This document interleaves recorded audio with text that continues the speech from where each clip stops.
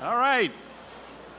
Wonderful dinner, great conversation, and another incredibly important 2 awards coming up. I hope you enjoyed the dinner, and I know you'll continue to enjoy our awards program and presentations. Now it's my pleasure to introduce the presenter of our local Peacemaker Award. Please welcome San Diego Unified School District's Superintendent and 2015 Peacemaker recipient, Cindy Martin. Cindy.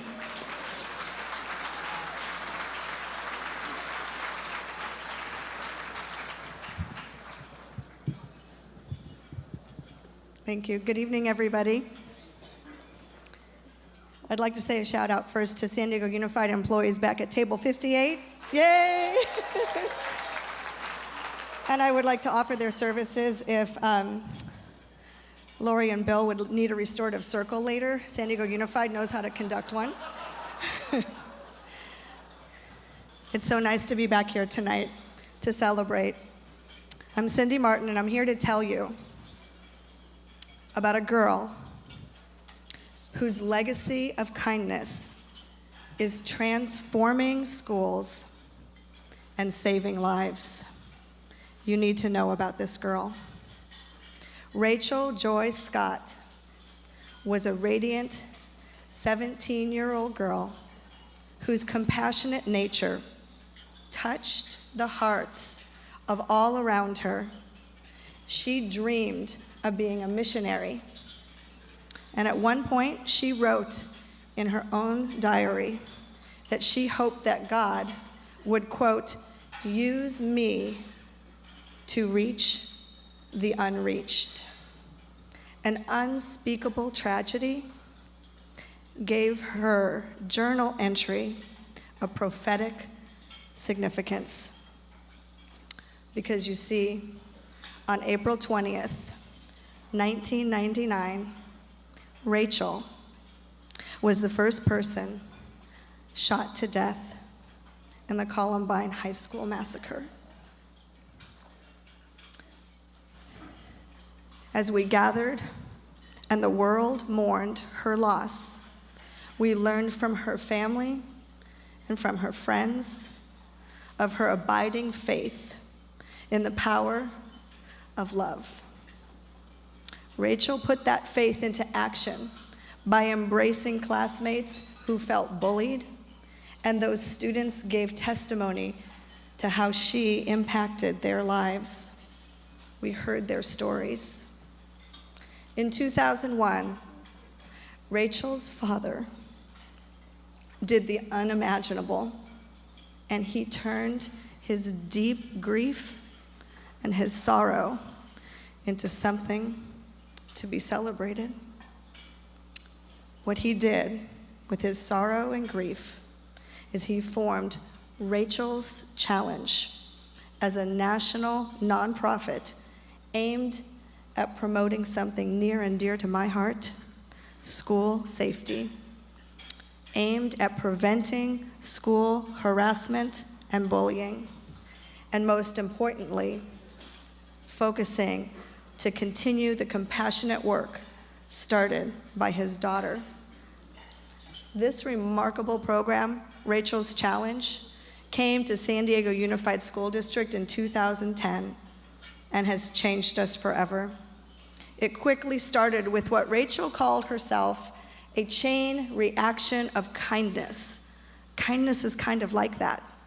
When you start with one, and then another, and then another, you have what Rachel called a chain reaction of kindness. From Farb Middle School in Tierra Santa to Roosevelt Middle School near Balboa Park, students at 16 local schools have formed Friends of Rachel clubs to replace bullying and prejudice with courtesy and inclusivity. I'd like to show you this short video to capture the absolute magic of Rachel Joy Scott's enduring legacy. Let's watch.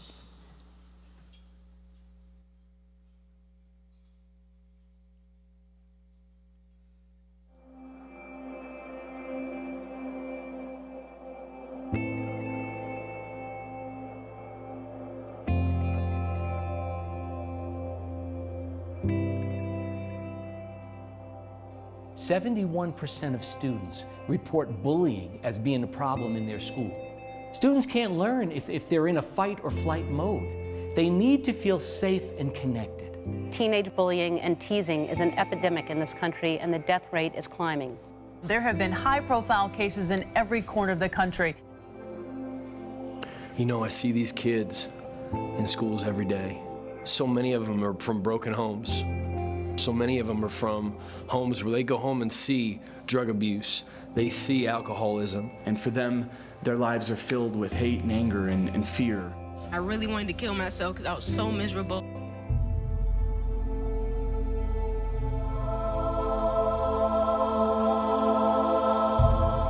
I was like, what is it? And he said, well, I can't really describe it to you. But he said what they're doing is they're doing presentations in schools all over the country. The story that they're telling is making a tremendous impact.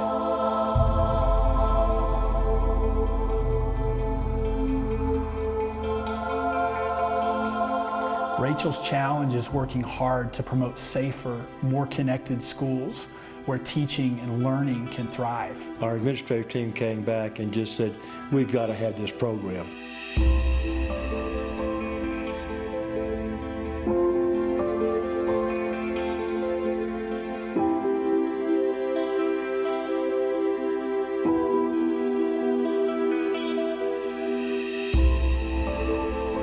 I sit in the auditorium and I watch the impact that Rachel's story has on these students. 2,000 students sit in the gymnasium, quiet, respectful. No matter the audience, the reaction is always the same. Some of the toughest guys I know were impacted by Rachel's Challenge in a very positive way. Oh, you could feel it that, like, man, this was, pretty much hitting everybody on the heart. Everything around me changed. It changed the way I live my everyday life, the way I look at little things. Those students used to have issues with each other. Now they're high-fiving each other. Things are changing. You see kids who put walls up, and that comes down, and you get to see the real person. And I think that was really important for all the kids to see. And they start looking around and they start seeing other kids, really seeing them for the first time and understanding that they're just like me. I'm not alone in this world. And I meet kids that on the day we showed up, they were thinking about pulling the plug. They were done. They were hopeless. I had everything planned out, and I actually had a rope and pills in my bedroom waiting for me when I got home. It didn't matter what the reason was, but they were hopeless. They needed something. And Rachel was that something. We get hundreds of letters every year from students, and I remember reading one that just brought me to tears of a 10-year-old girl who had an exact plan to end her life. But at the end of the letter, she said, "Rachel, you saved my life."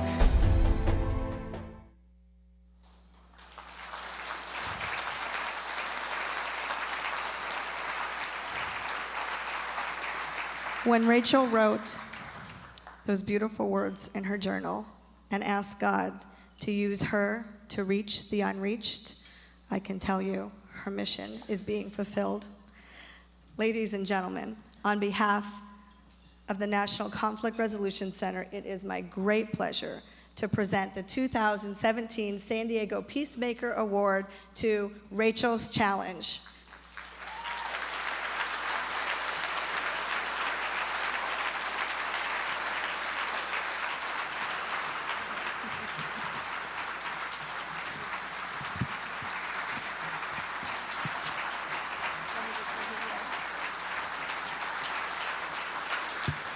Here to accept the award.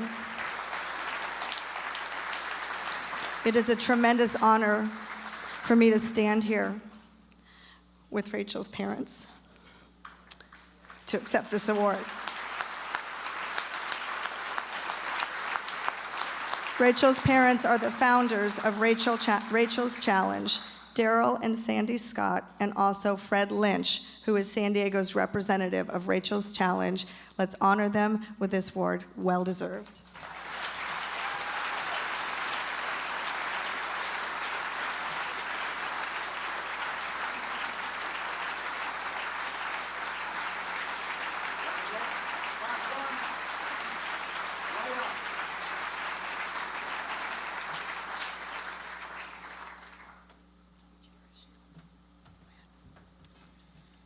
Thank you so much.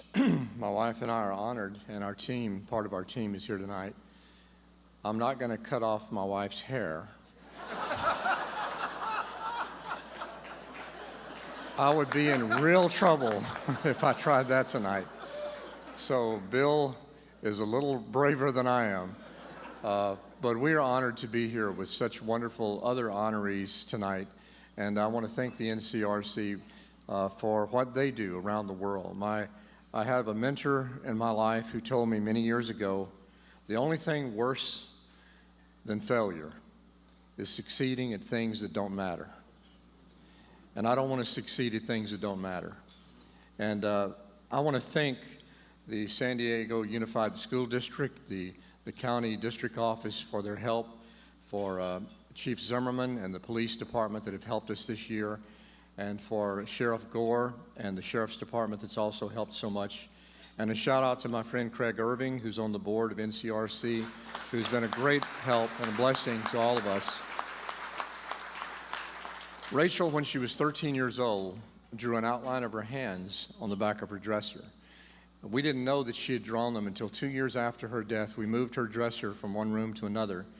And on the back of her dresser, we saw this outline of her hands. And in the center, she had written these words. She said, "These hands belong to Rachel Joy Scott and will someday touch millions of people's hearts." Over the last 17 years, our team of 50 presenters have traveled around the world and spoken to over 28 million young people. Every year, we reach 1.5 million to 2 million students. Every single week of every single year. Last week, we prevented 3 suicides. The week before, we saw 3 suicides prevented. The week before that, 3 suicides were prevented. This week, 3 suicides will be prevented. The reason I know that is because every year we receive 150 emails, letters, phone calls from students who tell us that they were planning to take their life or take the life of someone else. We've seen 7 school shootings prevented because of Rachel's story. So I want to thank you tonight. And this award that we've received, I just want to say, Rachel, this is for you, honey. Love you.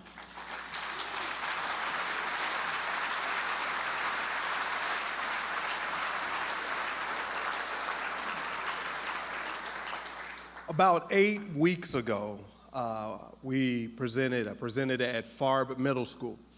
And as we presented, Farb Middle School is one of the great middle schools right here in our city, and it has one of the highest concentration of military kids and just a great group of kids. But they said, yeah, bullying is going on. And I tell you, a lot of the times we get letters where students just say, man, I felt like Rachel was in the room, and it was one of those presentations that just happened. Well, afterwards, the principal came to me and she said, one of our students, her name is Ashley. Ashley is the most popular girl on the campus. She came to me and just kind of broken, and she said, can I make an announcement tomorrow during the morning announcements? Can I make an announcement, please? And the principal told me, she said she kind of looked not sure if she wanted to do that or not because she was popular, but unfortunately her popularity was because she wasn't always positive. So she said, well, I'll let you go, but I'll just kind of stand next to you. And Ashley got on the announcement that morning and said, I was so moved from Rachel's story. I want to let you all know that I want to apologize to everyone that I've been mean to. We have to make this happen in our school. We have to be nice to one another. And what happened next was what blows me away. The principal told me that many teachers came and they said that many students listening to the announcement stood up and gave Ashley a standing ovation in their classrooms. And that school has completely changed. The entire attitude of that school's changed. Rachel was in the room that day. And Rachel's here today, and we're so glad and grateful. So once again, Rachel, this award is for you. Thank you all.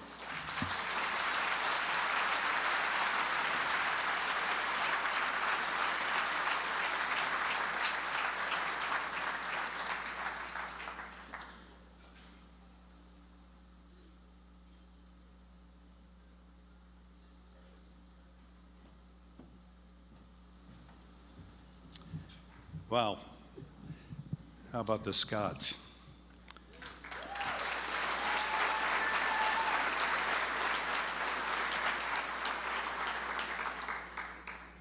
Like many of you, my heart is connected to my tear ducts, and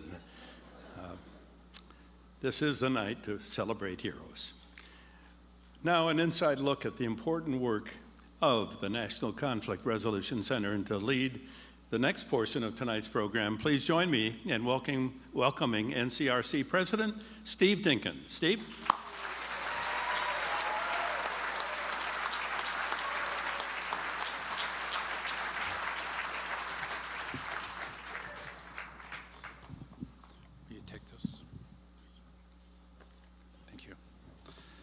Good evening.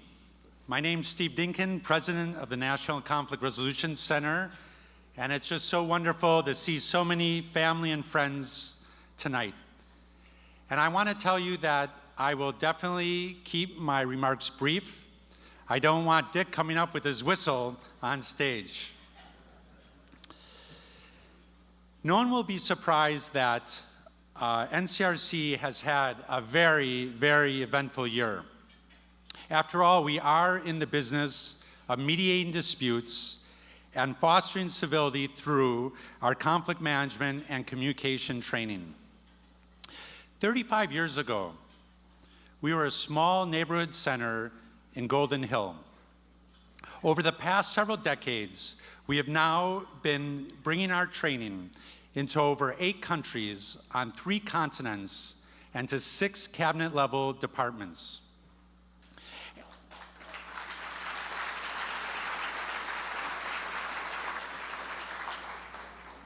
In spite of this growth, our core mission remains the same: to make a positive impact on people's lives. And our mission has become more critical than ever because the rise of incivility is affecting each and every one of us. People now see our country so deeply divided. Well, I'm here to tell you tonight that NCRC is committed to using all of our resources and our groundbreaking communication tools to overcome the divisiveness that we all feel. And I'm proud to say that these tools are working. The communication tools are working in our restorative justice program, helping to avoid the pipeline to prison and keeping youth in school and out of prison. And the tools are working. These tools are working in our life skills training program, where we're empowering homeless veterans, refugees, and foster youth, helping them navigate their way to self-sufficiency.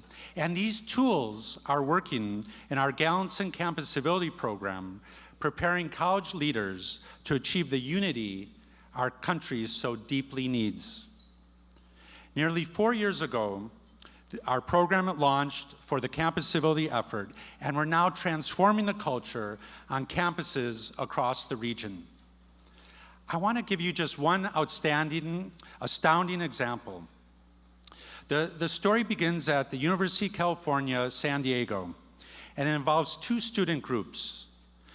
The student group, the Union of Jewish Students, and the Muslim Students Association.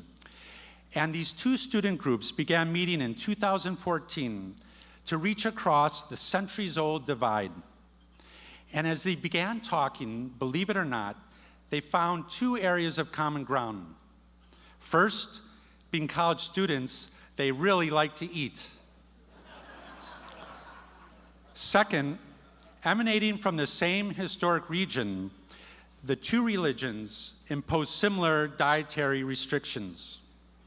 With nowhere to find their traditional food, the Muslim and Jewish students joined forces. After 2 years of collaborating with UCSD administrators, the students celebrated a grand opening of a campus dining hall that caters to Jewish kosher food and Muslim halal food. Now stop and think about that for a minute. If you drew up 2 warring factions, I'd have to say that Jews and Muslims would be at or near the top. So imagine how I felt the other day when I walked into the cafeteria and I saw Jewish students and Muslim students eating in the dining hall. And not only were they eating in the dining hall, but they were sitting together at the same table, breaking bread together. So our campus civility trainers are witnessing a transformation. Students are becoming inspired to take action. For the first time in their lives, students are standing up when they see discrimination and prejudice and saying, this is unacceptable. With over 20,000 college leaders to be trained by the end of 2017, we, in essence, are preparing the next generation to bring us into a new era of civility and inclusivity. And their potential to change society and our plans to expand the program on a national scale have made me absolutely confident that we will become a more unified country.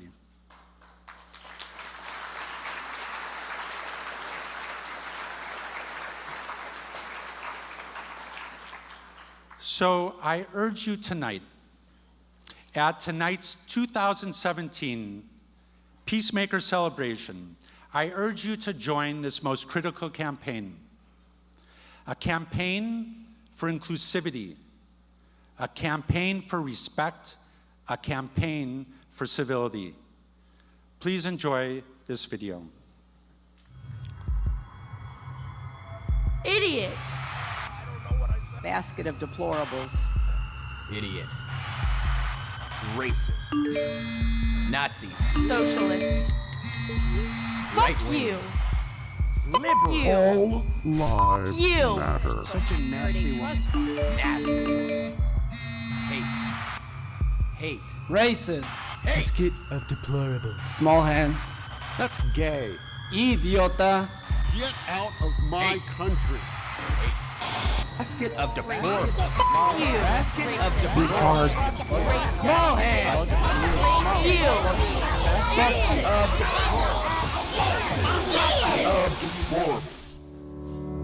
The National Conflict Resolution Center has a solution.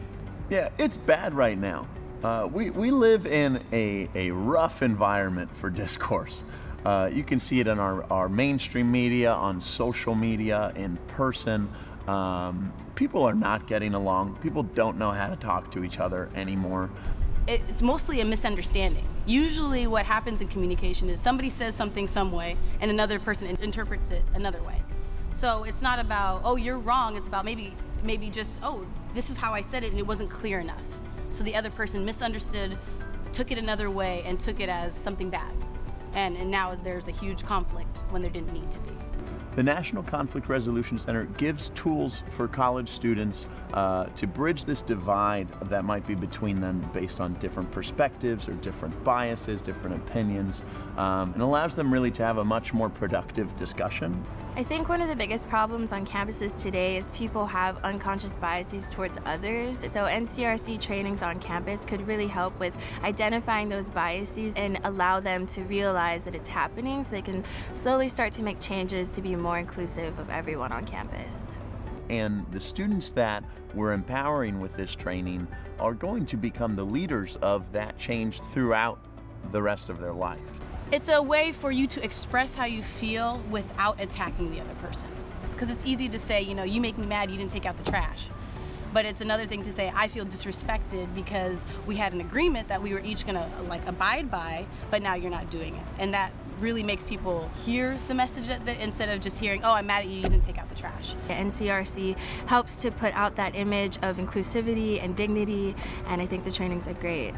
So if more college students could take this class, I think that the community would be better on campus, at home, with your friends, out in public. People would be able to understand how to communicate and that people communicate differently and that that's okay. They are going to be the ones who turn this around.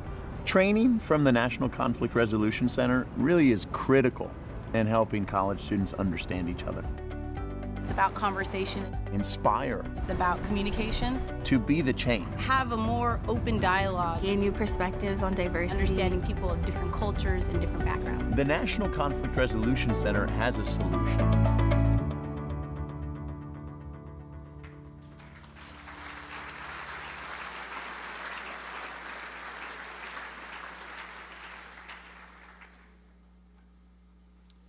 My name is Mika, and I embrace the opportunity to listen to people's views who are different from my own. Will you join me?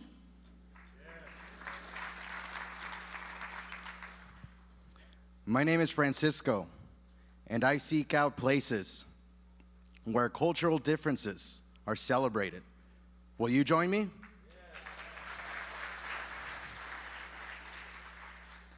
My name is Betty, and I am ready to lead our society into a new era of inclusivity and civility. Will you join me? Sorry.